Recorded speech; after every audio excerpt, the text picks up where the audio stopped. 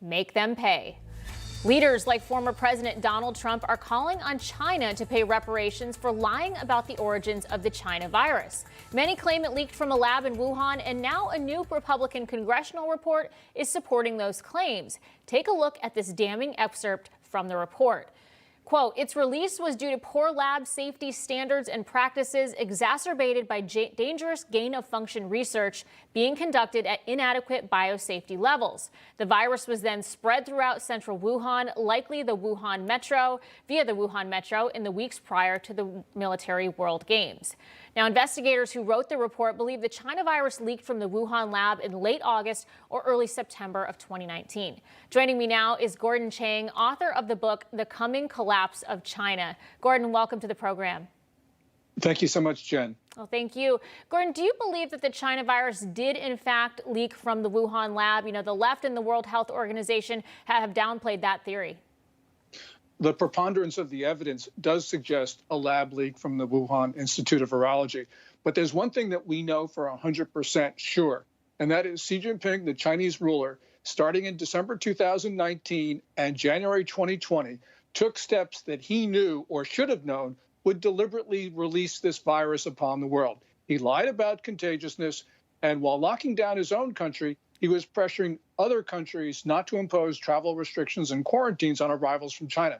You put those two things together, and there are more, but you put just those two things together, and this shows that this was a deliberate spread of the disease. Now, of course, many are looking for China to obviously be held accountable. Should they pay a price over the pandemic? Do reparations work? Take a listen to this. All nations should work together to present China a bill for a minimum of $10 trillion to compensate for the damage they've caused. And that's a very low number. The damage is far, far greater than that. You know, we heard Jen Psaki this week saying they didn't want to even answer that question as far as reparations for the Biden White House. Your thoughts? Absolutely have to have reparations. And the reason is we need to establish deterrence.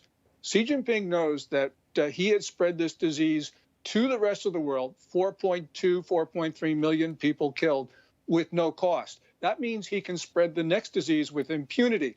And we know that Chinese military researchers are working on pathogens they call specific ethnic genetic attacks. In other words, they will leave Chinese immune and they will sicken and kill everybody else, which means that the next disease from China could be a civilization killer, which means that there may very well be no America afterwards. So if we want to protect our country, and I don't think Biden really does, but if we want to protect our country, we have to establish those costs so China doesn't do this again. And Gordon, you know, some people are kind of almost joking on social media. They're saying, you know, you have all these variants, right? There's the Delta variant. Now they're talking about the Lambda variant and others. They're saying the final one is communism here in America. It seems that is exactly what China wants to see as we're going into these vaccine passports, these mandates, perhaps a second round of lockdowns. Your thoughts? Well, yes. I mean, clearly there's been an erosion of freedom. And although, you know, this disease is not as serious as people make it out to be in the sense of these variants, because they're highly transmissible, but they don't appear to be as lethal as the original coronavirus.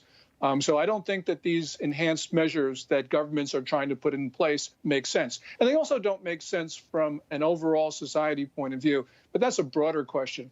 The point here, though, is that China really would like to see the overthrow of the U.S. government. They incited violence on our streets last year. That's an act of war. And again, there's been no cost on China for doing this. And Gordon, we spoke with Michael Savage on Cortez and Pellegrino the other night about reparations for China. Here's what he had to say. They're not going to pay a dime. However, they hold an awful lot of our debt. What if we just don't pay our debt? Isn't that another form of collection without putting a sword up in the air and say, let's fight? So instead of essentially reparations, we just don't pay our debt. Is that a solution? That's a solution, but we should do that in conjunction with others, because we don't want China to make the case that we have repudiated our debt, because that would have consequences for the dollar. But also, there are other things that we can do to impose those costs on China so that we can establish the deterrence. But however we do it, Jen, we have to do it because clearly this is a question for the sake of the survival of the United States. And before we let you go, Gordon, shifting gears just a little bit, Nike CEO Jack Donahoe, he's defending the company's business ties with China, despite the regime's numerous human rights violations. Here's what he had to say. Let's take a listen. China is a very important market for us. We have a long-term history in China, and so we take a very long-term view in China. We're continuing to invest in China, and we'll continue to invest in China, while also operating a very responsible global supply chain. And we operate very aligned with our values, always have been, always will.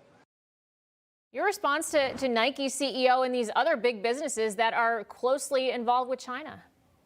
Almost every statement he said was untrue.